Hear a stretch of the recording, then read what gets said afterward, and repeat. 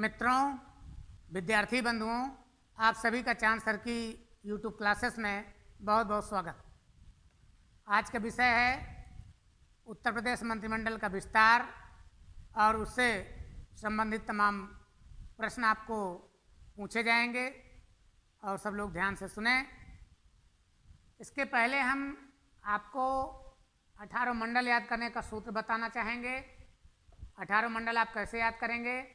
क्योंकि मंडल और ज़िला याद होता है तो उससे भी बहुत प्रश्न बना करते हैं, किस मंडल से कौन से मंत्री हैं, कौन सा विभाग मिला है, इसलिए बहुत जानकारी याद रखना ज़रूरी है। तो जैसे आपका हो गया SDM BBL, इससे 6 मंडल आपके याद हो जाएंगे। पहला अक्षर है Saharanpur, D for Devipatan, M for Moradabad, B for Bareilly और ये B फॉर हो गए बस्ती, L फॉर लखनऊ। 6 मंडल ये आपके हो गए। अगले 6 मंडलों की चर्चा करेंगे। मैक फैक, मग्घा पुराना है इसे फेंक दो। लोग जब मग्घा पुराना होता फेंक ही देते हैं, पर इससे भी हमारे 6 मंडल याद हो रहे हैं। क्या है? M for Meerut, A for Aligarh, G for Gorakhpur, F for Faizabad, A for Agra, K for Kanpur. 6 12 मंडल हो गए। अंतिम 6 मंडल हैं वैम जैक, V for Varanasi, A for Azamgarh, M for Mirzapur, J for Jhansi और A फॉर आपका इलाहाबाद या प्रयागराज, C फॉर चित्रकूट। इस प्रकार से आपके 18 मंडल हुए। तो बिल्कुल 60 में सूत्र हो गया। SDM BBL, मैक फैक, वैम जैक। SDM BBL, मैक फैक, वैम जैक सबको याद रहेगा। अब जैसे मंडल से हमें ज़िले याद करना है तो आप लोग सेल्फ बनाइए। मैं एक आपको उदाहरण दे रहा हूँ। जैसे आपका SMS सहारनपुर, मुजफ्फरनगर और शामली, वही संकेत दिया गया है। सहारनपुर, मुजफ्फरनगर और शामली सहारनपुर मंडल के ज़िले हैं।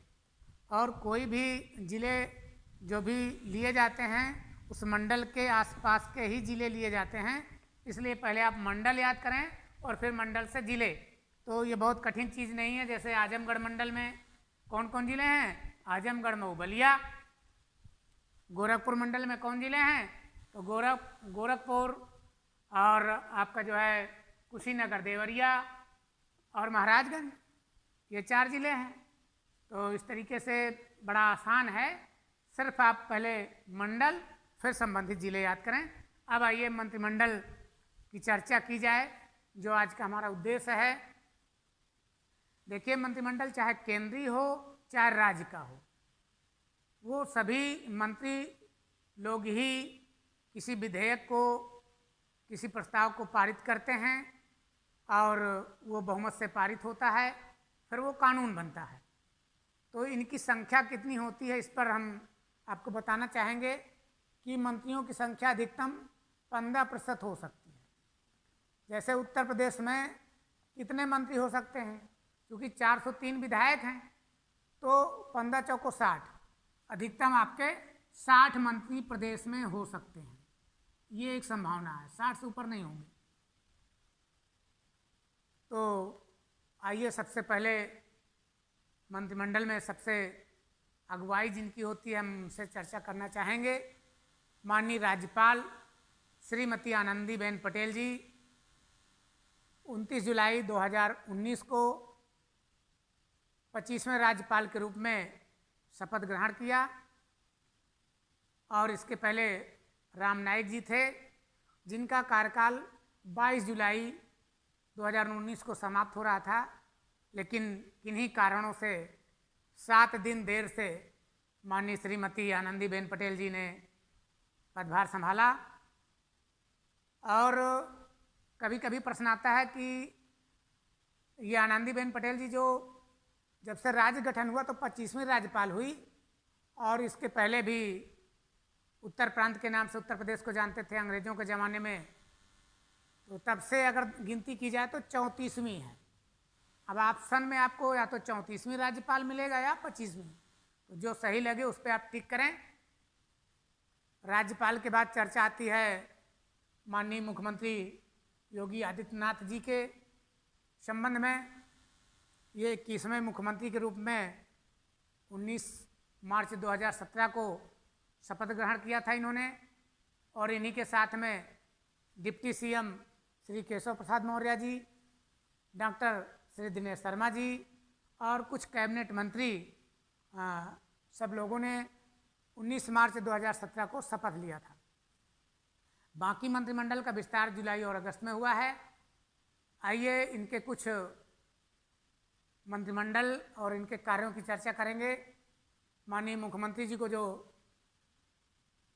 पद मिले हुए हैं, गृह आवास, शहरी नियोजन, राजस्व विभाग, खाद्य एवं रसद विभाग, बाढ़ नियंत्रण, कर निबंधन, सचिवालय प्रशासन, वित्त नियोजन, सहायता एवं पुनर्वास आदि महत्वपूर्ण विभाग हैं। कुछ विभागों पर मैं चर्चा करना चाहूँगा।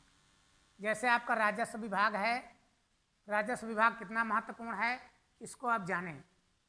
आपके प्रदेश में 316 तहसीलें हैं और प्रत्येक तहसील से प्लाटों की, खेतों की खरीदारी जो लोग करते हैं उसका 8% स्टाम्प टैक्स के रूप में सरकार को जाता है।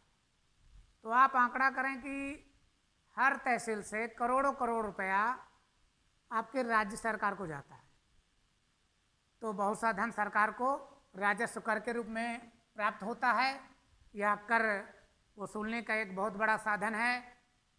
और देखिए, सहायता एवं पुनर्वास, बाढ़ नियंत्रण, बाढ़ अक्सर पूर्वी उत्तर प्रदेश में आया करती है।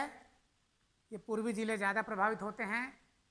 तो इन पर यदि कभी पुनर्वास करना हुआ, लोगों को एक स्थान से दूसरे स्थान में स्थापित करना हुआ, तो सारी व्यवस्था जो है इसका बंदोबस्त जो विभाग है वो माननीय मुख्यमंत्री जी के पास है। अब हम अगले पे चर्चा करना चाहेंगे माननीय श्री केशव प्रसाद मौर्य जी, जो डिप्टी सीएम हैं। और पहली बार है इतिहास में कि जब मुख्यमंत्री के साथ में उप मुख्यमंत्री चुने गए हैं और दो उप मुख्यमंत्री हमारे प्रदेश को मिले हैं। सौभाग्य हमारे प्रदेश का। तो केशव जी को मिले हैं लोक निर्माण विभाग, खाद्य प्रसंस्करण और मनोरंजन कर विभाग इनको मिला है। लोक निर्माण विभाग के अंतर्गत राज्य सड़कों का निर्माण और बहुत से निर्माण आते हैं। खाद्य प्रसंस्करण क्या है इसके बारे में थोड़ा सा मैं बताना चाहूँगा। खाद्यान्न को एक रूप से खाने योग्य बनाना, जैसे आपकी नमकीन है, चना, बेसन और जो है आपका मसूर मिला करके नमकीन का निर्माण करते हैं। आपकी ब्रेड हो गई, बिस्किट हो गया, चाउमीन, बर्गर हो गया। बहुत सी ऐसी चीज़ें हैं जिनको खाद्यान्न को कंपनियां दूसरे रूप में बनाती हैं और इनको बढ़ावा देना, लोगों को रोजगार मिले। तो यह पद भी माननीय केशव जी को मिला हुआ है। मनोरंजन कर के रूप में पहले फिल्म उद्योग से बहुत सा टैक्स जाता था, अब रूप बदल गया।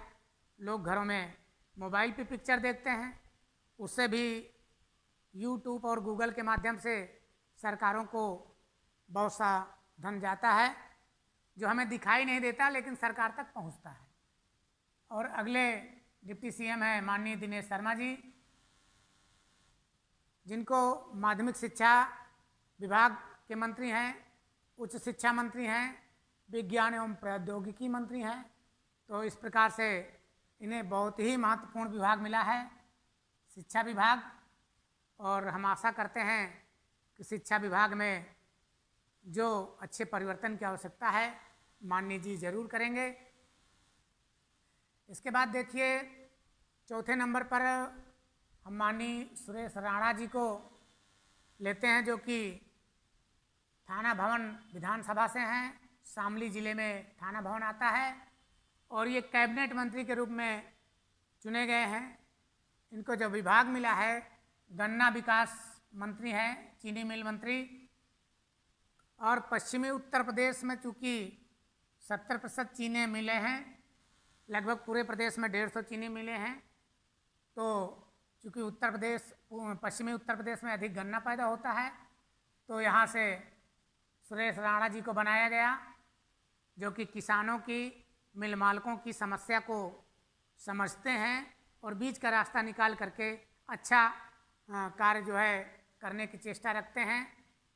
और इसके बाद में हम आते हैं माननीय श्री भूपेंद्र सिंह चौधरी जी, जो एमएलसी हैं और ये पंचायती राज मंत्री हैं।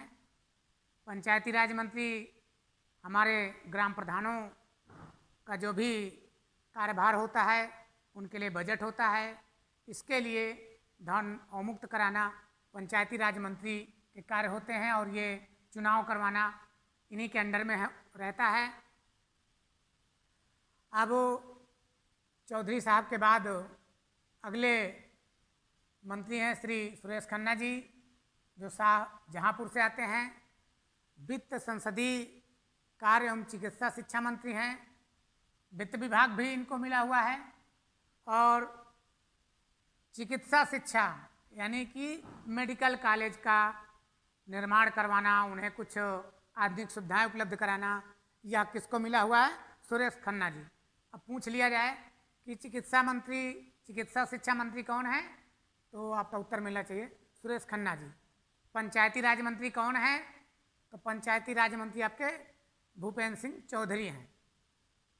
पूछ लिया जाए कि चीनी मंत्री कौन है या गन्ना विकास मंत्री कौन है, तो सुरेश राणा जी आपके गन्ना विकास मंत्री हैं। लोक निर्माण मंत्री कौन है? माननीय केशव जी हैं। शिक्षा मंत्री कौन है, तो शिक्षा विभाग के हर स्टूडेंट को तो अवश्य जानना चाहिए, माननीय दिनेश शर्मा जी आपके शिक्षा मंत्री हैं। अब चर्चा को हम आगे बढ़ाते हैं। श्री महेश गुप्ता जी, ये बदायूं जिले से हैं और राज्य मंत्री का दर्जा इन्हें मिला है। अब हम अगली कड़ी में श्री आशुतोष टंडन जी, जो लखनऊ पूर्व से चुने गए हैं, नगर विकास एवं शहरी विकास मंत्री हैं। नगरों का कैसे विकास करना है, शहरों में क्या मूलभूत सुविधाओं की कमी है, तो इसके बारे में इनका चिंतन होता रहता है और बजट पास करके उसको हमारे राज्य को तरक्की के क्रम में बढ़ाते रहते हैं। फिर अगले कड़ी में आते हैं माननीय रमापत शास्त्री जी, जो गोंडा से विधायक हैं, मनकापुर विधानसभा से। कभी कभी आपको ये समझना चाहिए कि रमापत शास्त्री जी, किताबों में आप पढ़ते हैं कि ये कैबिनेट मंत्री हैं, समाज कल्याण मंत्री, अनुसूचित जाति या अनुसूचित जनजाति कल्याण मंत्री कौन है? रमापत शास्त्री जी। लेकिन यह भी जाने कि कहाँ से हैं, तो गोंडापुर से हैं। और गोंडापुर के किस विधानसभा से हैं? तो गोंडापुर के मनकापुर विधानसभा से हैं। कुछ गोंडापुर से आगे ऐसे पड़ता है, तो नक्शे पर भी आप मनकापुर को जानें। और ये इनको समाज कल्याण विभाग, अनुसूचित जाति, अनुसूचित जनजाति कल्याण विभाग मिला हुआ है। इसके माध्यम से छात्रों को छात्रवृत्ति और समाज कल्याण के माध्यम से बहुत सी पेंशन ये मुहैया कराते रहते हैं। बड़ा महत्वपूर्ण विभाग है। और 8वीं बार, ये 7 बार लगातार गोंडा से विधायक बने हैं और कितने लोकप्रिय हैं आप समझ सकते हैं। इसके बाद में अगले मंत्री की चर्चा करेंगे जय प्रताप सिंह, जो सिद्धार्थनगर के हैं और सिद्धार्थनगर में एक बांसी विधानसभा है। देखिए, ये चिकित्सा एवं स्वास्थ्य परिवार कल्याण मंत्री हैं। जय प्रताप सिंह चिकित्सा एवं स्वास्थ्य परिवार कल्याण मंत्री कौन हैं? तो आपका उत्तर होगा जय प्रताप सिंह जी। कहाँ से हैं? सिद्धार्थनगर जिले से। किस विधानसभा से? बांसी विधानसभा से। तो आप जानते हैं कि स्वास्थ्य परिवार कल्याण मंत्रालय के माध्यम से जो जननी होती हैं उनको सरकार पैसा देती है। उनका जो है पुष्टाहार के माध्यम से तमाम बच्चों के लिए भी जो है धन भी आता है, तो ये सब इनके अंतर्गत है। अब अगले मंत्रिमंडल की बात करेंगे ब्रजेश पाठक जी, जो लखनऊ मध्य से आते हैं। लखनऊ से कई आपके मंत्री हैं। विधायी न्याय अर्थात न्याय मंत्री हैं, ग्रामीण अभियंत्रण सेवा मंत्री, ये आपके कौन से हैं न्याय मंत्री जी? श्री ब्रजेश पाठक जी हैं। तो अगले मंत्रिमंडल पर आइए, श्री दारा सिंह चौहान जी, जो मऊ से हैं आपका ये मऊ है आजमगढ़ मंडल में वन पर्यावरण एवं जंतु उद्यान मंत्री। वन पर्यावरण मंत्री कौन है? श्री दारा सिंह चौहान जी। कहाँ से हैं? मऊ जिले से। तो इस प्रकार से हम यहीं से समाप्त कर रहे हैं। शेष अगले पार्ट 2 पर चर्चा करेंगे अगले मंत्रिमंडल का।